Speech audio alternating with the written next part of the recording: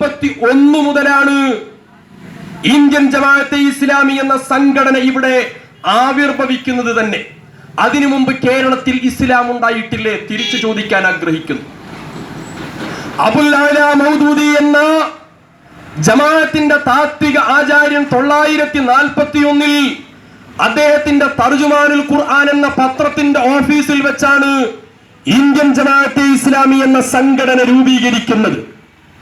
അതിനു മുമ്പ് തന്നെ അള്ളാഹുവിന്റെ പരിശുദ്ധ ദീനുൽ ഇസ്ലാം കൊച്ചു കേരളത്തിൽ വന്നിരുന്നു. ഇവിടെയുള്ള ചരിത്രകാരന്മാർ അടയാളപ്പെടുത്തുന്നു, നമ്മളുടെ തൊട്ടടുത്ത ജില്ലയായ കണ്ണൂർ ജില്ലയിലെ പഴയങ്ങാടിയിലെ മാടായിയിൽ ഒരു ജുമുഅത്ത് പള്ളിയുണ്ട്. ഇപ്പോഴും ഉണ്ട് അവിടെ ആ പള്ളി. ഇവിടെയുള്ള ഏത് മതസ്ഥർക്ക് പോയാലും അവിടെ കാണാൻ കഴിയും. മാടായിയിലെ പഴയ ജുമുഅത്ത് പള്ളിയുടെ ചുമരിന്റെ മുകളിൽ എഴുതി വച്ചിരിക്കുന്നു, ഫാക്ടറിയിലുള്ള മറ്റ് കാർഷിക ഉൽപ്പന്നങ്ങളും ഇപ്പോൾ പൂർണ്ണമായി കത്തി അമർന്നു പോയിരിക്കുന്നു. ഇത് ആരെങ്കിലും തീ കൊടുത്തിട്ട് നശിപ്പിച്ചതല്ല.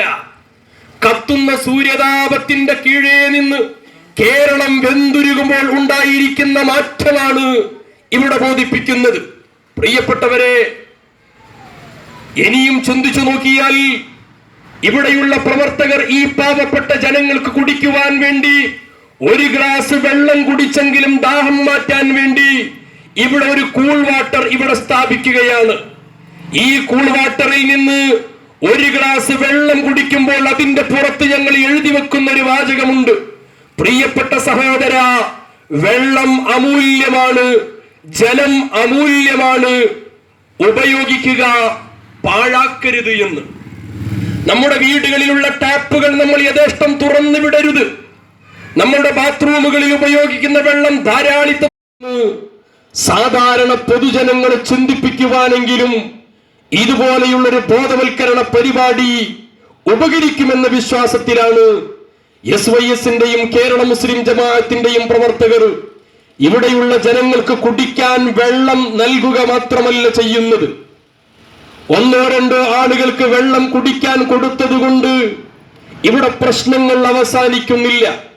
ജലത്തിന്റെ പ്രാധാന്യത്തെ സംബന്ധിച്ച്, ദാഹത്തിന്റെ കെടുതിയെ സംബന്ധിച്ച്, ഭക്ഷ്യ ഉൽപ്പന്നങ്ങളുടെയും ആഹാരങ്ങളുടെയും കൃഷിയുടെയും പ്രാധാന്യത്തെ സംബന്ധിച്ച് ഓരോ മലയാളിക്കും തലച്ചോറിൽ കയറുന്ന രൂപത്തിൽ ബോധിപ്പിച്ചു കൊടുക്കുന്നതിന് വേണ്ടി ഇത്തരം കാലയളവുകളിൽ നമ്മുടെ സർക്കാർ പ്രഖ്യാപിച്ചിരിക്കുന്ന ഹരിത കേരളം പദ്ധതിക്ക് ഐക്യദാർഢ്യം പ്രകടിപ്പിച്ചുകൊണ്ട് ഏതാനും ആഴ്ചകൾക്ക് മുമ്പ് ഹരിത കേരളത്തിന് സിന്ദാബാദ് വിളിച്ചുകൊണ്ട് SYSന്റെ സുഹൃത്തുക്കളെ, വേദനിക്കുന്ന ജനങ്ങളുടെ, കഷ്ടപ്പെടുന്ന മനുഷ്യന്റെ വേദന അറിയാൻ കഴിയാത്തവൻ ഒരിക്കലും ഒരു വിശ്വാസിയല്ല.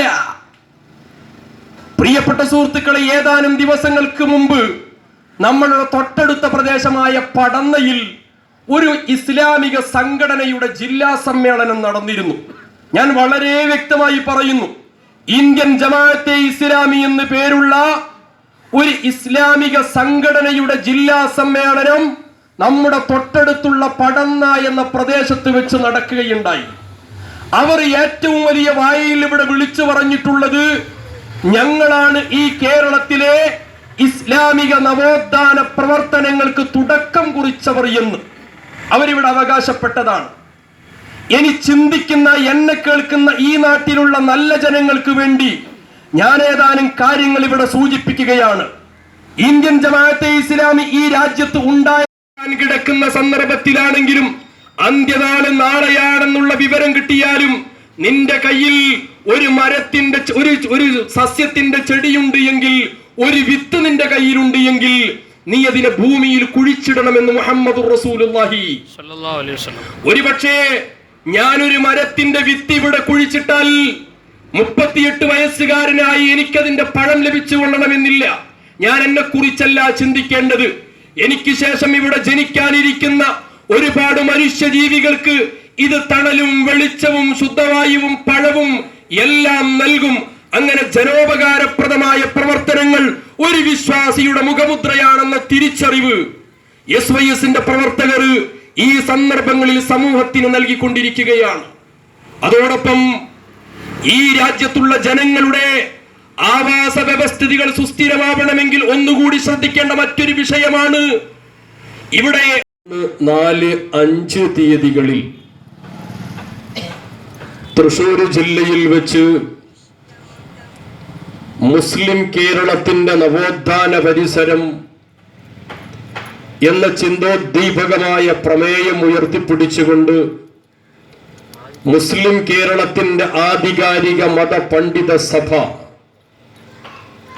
ഇന്ത്യ രാജ്യം നൊന്തുപറ്റ പ്രഗത്ഭനായ പണ്ഡിത പ്രതിനിധി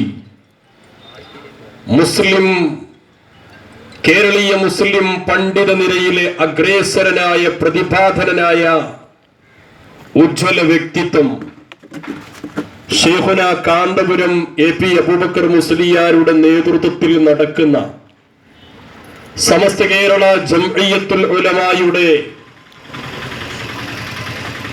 ഉലമാ സമ്മേളനം 1,00,000 പരം പണ്ഡിതരെ മാത്രം അണിനിരത്തി